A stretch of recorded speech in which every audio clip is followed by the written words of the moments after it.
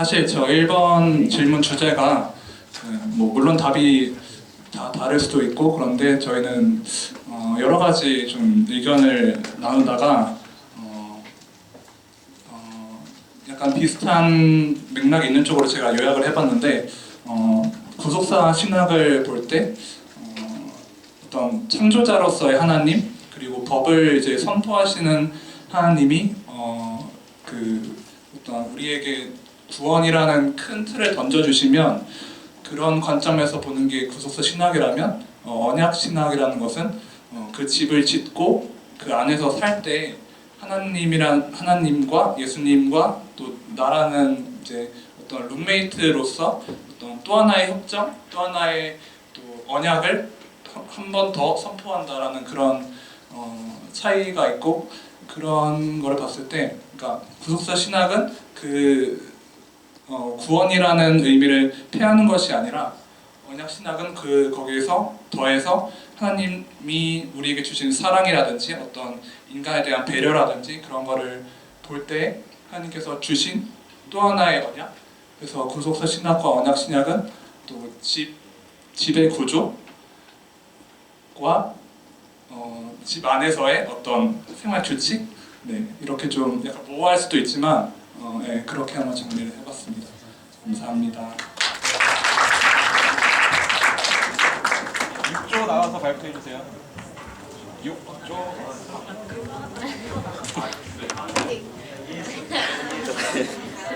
어디 적었어? 아 이거야? 형이 이해한 걸 했어.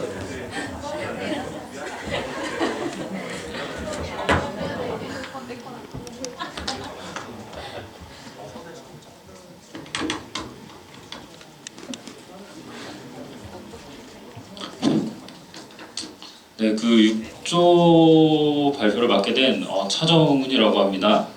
솔직히 말해서 이해를 못했어요.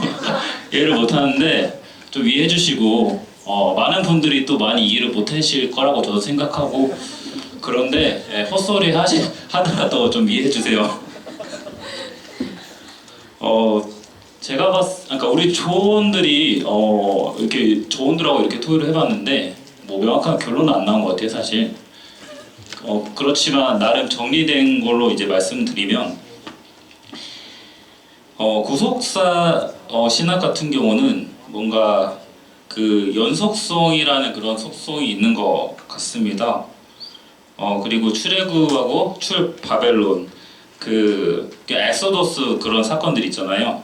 좀 그런 거에 있어서 좀 구원에 관한 좀 내용들이 좀 담겨 있고 언약 신학 같은 경우는 그런 그 말 그대로 그냥 뭐 약속적인 좀 그런 그 메시지가 많은 것 같습니다.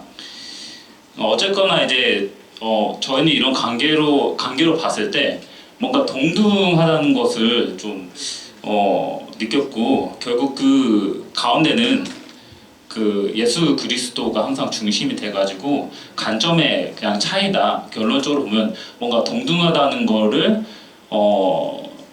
그런 시각으로 저희는 결론을 내렸습니다.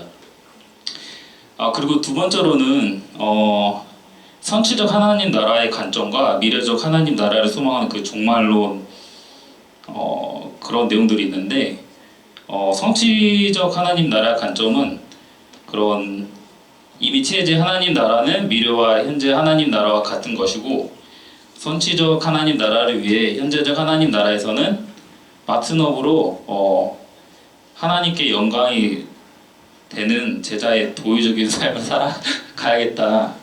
알아서 해석을 하시면 될 것 같습니다. 그래서 여러분들은 교육을 잘 받아서 사회에서 뭔가 선한 영향력을 끼치는 사람들이 되십시오.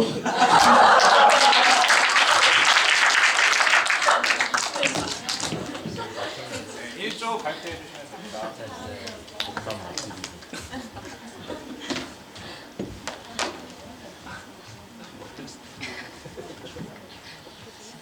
네, 안녕하세요. 1조 발표를 맡게 된 윤선정입니다. 그 방금 제일 첫 번째 조께서 1번에 대한 답을 저희랑 좀 비슷한 것도 있고 아닌 것도 있고, 근데 저희가 일단 첫 번째로 생각을 했던 건 창조자로서의 하나님이 구약과 신약에서 비슷하게 나타나고 있다는 거를 저희는 일단 첫 번째 어떤 상관성이 있다고 봤고, 그리고 두 번째는 그 언약에 있어서 차별성이 옛 언약과 새로운 언약이 차별성이 있는 게 아니라 구약 신약에서 보여주셨던 언약을 하나님께서 신약에서는 성취하시는 걸로 보는 것이라고 저희는 생각을 하였습니다. 그리고 두 번째 질문에 대한 것은 천국과 제자로서의 삶인데, 그냥 저희 조에서 나왔던 의견은 믿음과 구원으로 살아야 한다라는 것을 했고요. 저희가 어쨌든 믿는 제자로서 살아가는 삶을 말씀을 통해서 하나님 진짜 그 말씀 다 온전히 믿고 나아가는 게 저희가 뭔가 살아야 될 삶이고, 그게 그런 관점에서 상관성이 있다고 생각을 하였습니다. 감사합니다.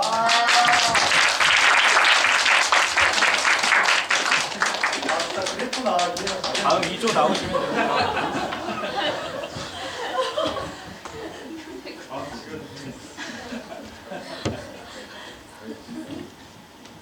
아, 2조 발표를 맡게 된 신봉석입니다. 저희 조는 신구약 그 첫 번째 질문에 대해서는 뭐 제가 뭐 주도해서 말했지만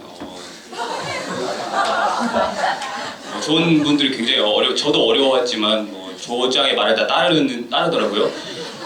말씀드리자면 저는 구속사적인 신앙은 이 세상에 표현되는 어떤 물리적인 현상이라고 생각을 해요. 왜냐하면 하나님의 나라가 이 땅 가운데 임했을 때, 그리고 어떤 죄사함이 출애굽이라고 것들을 많이 말하잖아요. 근데 출애굽을 실제로 표현했고, 어떤 하나님이 선지자를 통해서 직접 보여줬고, 물리적인 현상을 통해서 사람들에게 보여준 어떤 하나님의 역사라고 본다면, 언약적인 신학은 이제 예수님께서 이제 오셨을 때 믿음으로 사는 삶, 그러니까 눈에 보이지 않는 것, 물리적으로 표현되지 않는 삶을 살아가는 것, 그것이 이제 그 언약적 신약으로 생각을 해요. 왜냐하면 예수님께서 말씀하셨듯이 너희가 보이는 것을 나를 믿느냐, 보이지 않는 것을 믿는 게 복되도다라고 했을 때, 그게 바로 저는 언약적 신학이라고 저는 생각을 합니다.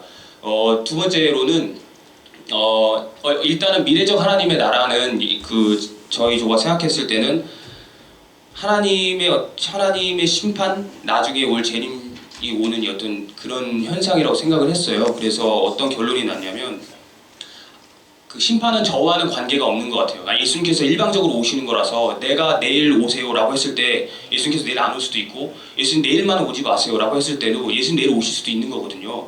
그렇기 때문에 나와는 상관없는 거다. 나의 의지와는 하나님의 심판은 상관없는 건데, 근데 이제 현재적 하나님의 나라는 어떤 관계성이 있냐면, 현재 내 삶이 하나님의 통치가 임하지 않는 삶으로 계속 산다면, 나중에 올 종말에서 하나님의 종말은 곧 하나님의 나라가 임하는 것이고, 그리고 그것은 하나님의 통치가 임하는 삶이기 때문에 내 삶이 하나님 통치 가운데 있지 아니한다면 종말에 갔을 때 나는 거기서 표현되지 않을 것이다 라고 해서 미래적 하나님을 준비하는 어떤 하나님의 나라를 구현한다면, 현재적 하나님의 나라에서 내 삶이 심판을 받아야 되고 내 삶이 새로운 사람을 살아야 된다 라고 해서 사도 바울이 그렇게 말하는 거대. 내가 맨날 새 사람이 돼야 되고, 내가 맨날 죽어야 되고, 그리스도로 함께 십자가를 못 받고 내 십자가를 지고 나가는 삶이 저는 현재적 하나님의 나라를 사는 삶이라고 생각을 하고요. 그리고 저 가로에 나와 있는 천국과 제자로서의 삶이 저희 조가 생각을 해봤을 때, 예수님께서도 12명의 제자를 양육하시고 한 명은 실패하셨지만, 제자로서의 삶은 제자를 삼는 게 아닌가라고 생각을 합니다. 네, 이상입니다.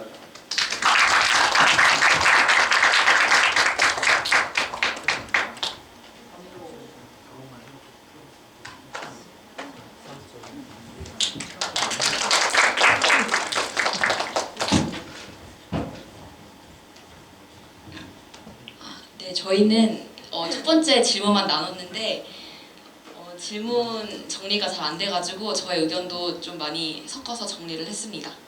네, 저희는 일단은 그 구속사 신학과 언약 신학의 상관관계를 일단 예수님으로 일단 가장 중심으로 봤고, 그리고 둘이 서로 이제 보완하는 관계에 있다고 봤는데, 먼저 구속사적 신학은 저희가 봤을 때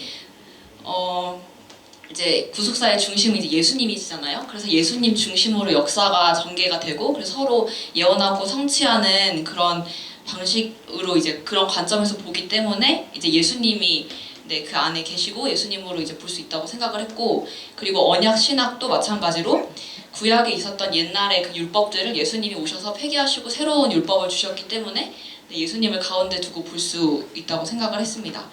네, 그리고 그 언약 신학에서 또 예수님께서 그 구약을 쓸모없게 만드시는 게 아니고 예수님께서 폐기하신 그 율법이 이제 그 신학을 오히려 더 그 새로운 율법을 더 완전하게 하는데, 예를 들어서 그 제사도 그 제사를 구약에 말했던 그 제사가 이제 신약에서는 이제 모두한테 열리는 길이 되잖아요. 예수님이 오셔서 뭐 이런 거나 아니면 당한 만큼 갚아줘라 뭐 이렇게 말씀했던 그 구약의 율법이 이제는 신약에서 모두 다 사랑으로 품어라 이렇게 바뀌는 이런 것들이 이제 그냥 구약의 그 율법들이 다 쓸모없다 이렇게 되는 게 아니라, 오히려 그 구약의 그 율법들을 예수님께서 새롭게 말씀을 하셔서 새 언약의 가치를 그 구약을 통해서 더 부각을 시키시면서 그 옛 율법과 새 율법을 더 완전하게 보완하신다고 생각을 했습니다.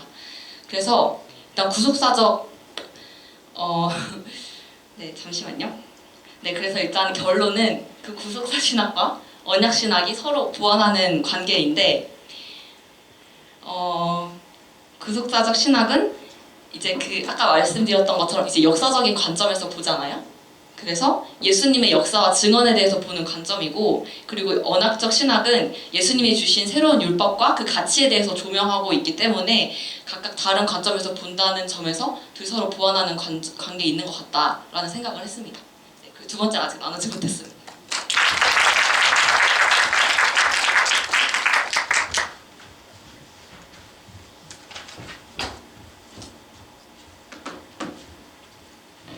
네, 4조 김현이라고 합니다.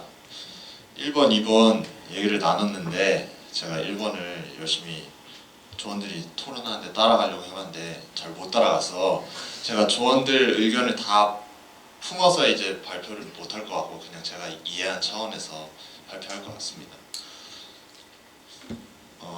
구속사 신학은 제가 이해한 바로는 순전한 기독교에서도 이 책을 쓴 이유가, 그 성경이 있는 이유가 우리가 작은 그리스도가 되기 위해서다. 그거 말고는 이 성경이 의미가 없다라고 그렇게 얘기를 했잖아요. 그래서 구속사 신학은 그런 예수님에 대한 이야기, 하나님이 이렇게 세상을 구원하시는 이야기, 그런 큰 흐름에 있어서 예언하신 것들이 성취되는 거라고 생각을 했고, 이제 언약 신학은 그 가운데 예수님이 오신 것을 기점으로 해서 그 전에는 조금 더 율법적인 것들이었는데 이제 예수님이 오심으로 죄를 사해 주셨으니까 그 이후에 저희들은 조금 더 자유롭게 믿음을 가지면은 이제 죄사함을 받을 수 있다. 저는 그렇게 이해를 했고, 그 둘 사이의 관계는 이렇게 큰 흐름은 가는데 중간을 기점으로 좀 예전 얘기, 이후 얘기 이렇게 저는 이해를 했습니다. 그리고 선치적 하나님 나라, 미래적 하나님 나라, 이거는 이제 전 좀 비유적으로 생각을 해봤는데요. 예수님이 2000년 전에 저희보다 먼저 오셨잖아요. 그래서 2000년 전에 뭔가 영화가 만들어진 거예요. 영화가 만들어졌고 이제 그 영화가 상영을 하는 게 이제 다시 오시는 재림이에요. 재림인데 저희는 그 사이에 있는데 영화가 언제 상영한지는 모르는데 그 중간에서 스포일러를 이제 저희는 본 거죠.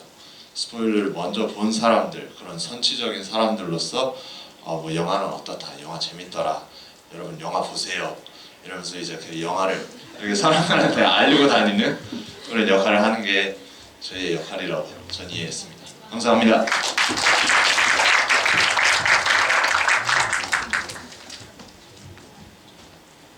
여러분들의 그 인생에서 제가 여러분 자기 소개 좀 들었거든요. 면접한 사람도 있고 실패의 경험을 얘기한 적 있잖아요, 그죠? 아니, 내 인생이 이건 진짜 아니다 싶다. 다시 살고 싶다. 이거 지우고 싶다. 이럴 때 있잖아요, 그죠? 노긋한 순간. 그때는 좋지 않은 거고 때로는 그것은 악에 가깝고 선보다는 악에 가깝고 그렇죠. 하나님의 역사 중에서도 하나님이 지우고 싶은 순간이 있었을 것 같아요. 성경에 보니까 창조하시고 보기에 좋았다. 영어로는 good이더라고요. 인간을 창조하시고는 매우 좋았다. 근데 그 good이라는 것이 좋다가 되기도 하지만 선이 되기도 하잖아요. 근데 가장 처음 성경에 no good 하다고 나오는 구절이 있는데 어딜까요?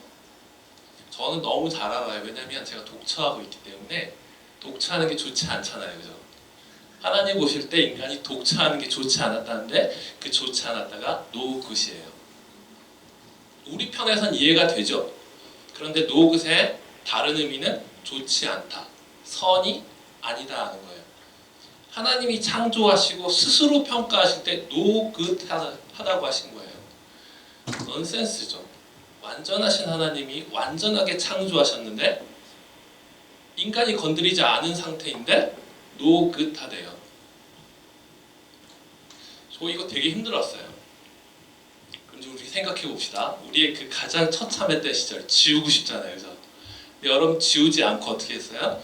면접 때, 자기소개 때 고백했잖아요, 그렇죠? 다시 우리 하나님 관점에다가 하나님 관점으로 가서 내가 하나님이라고 생각합시다.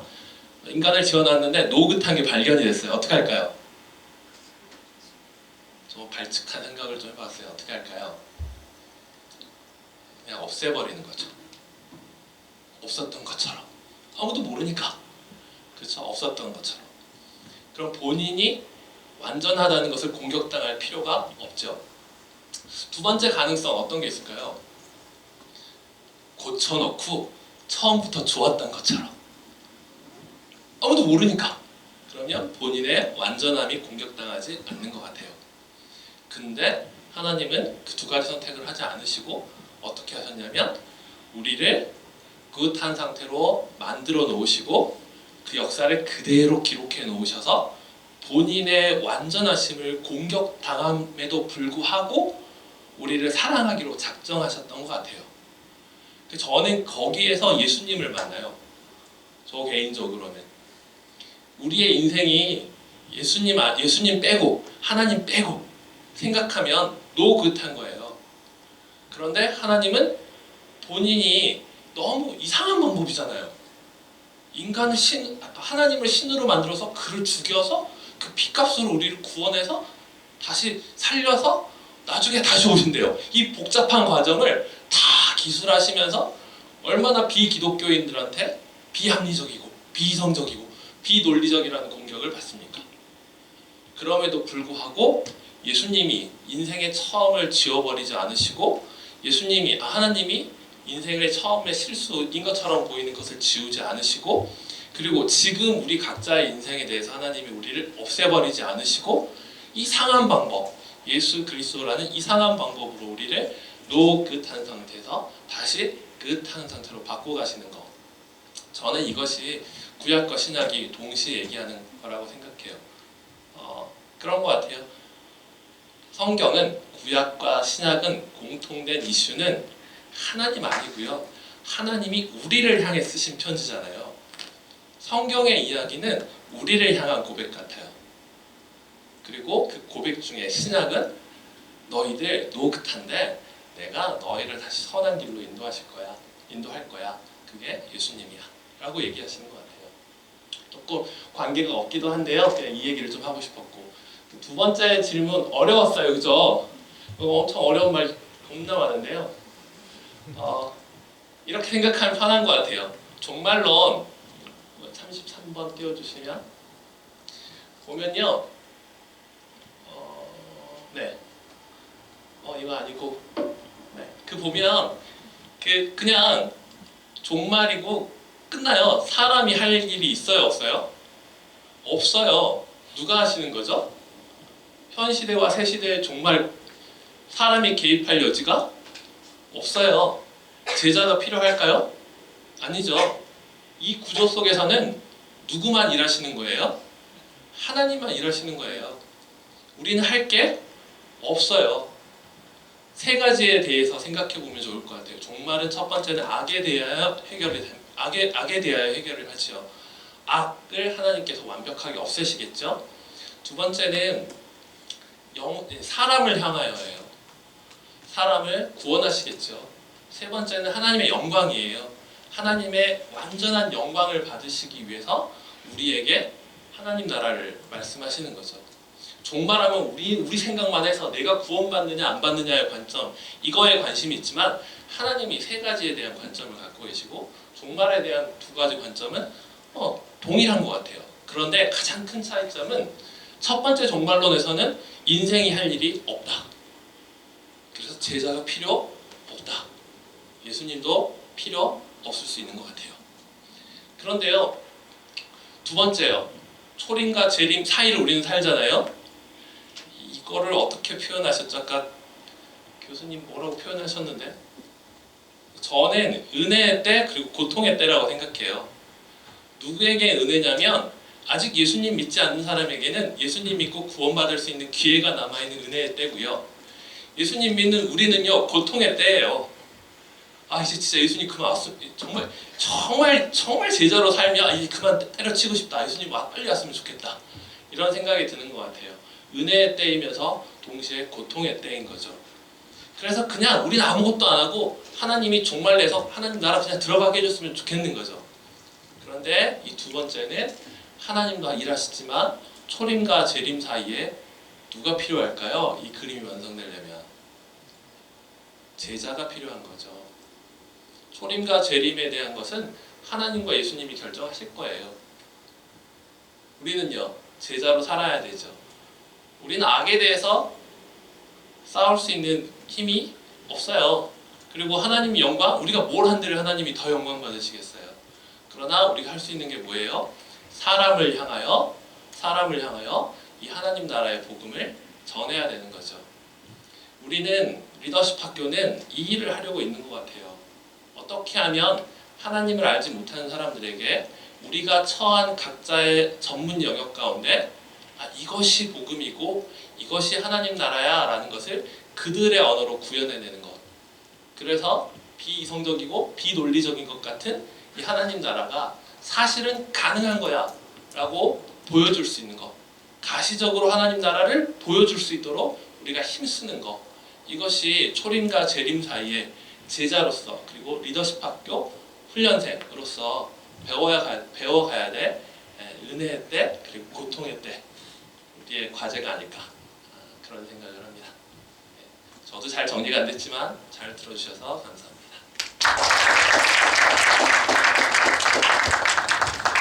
네, 감사합니다. 저희 요약 잘 해주시고 또 좋은 말씀 많이 해주셨는데 저희 교무위원님들 앞으로 또 여러분들 보고 싶고 방문 많이 할 수 있도록 더 큰 박수로 해주시면 감사하겠습니다. 저희 이제 점심 식사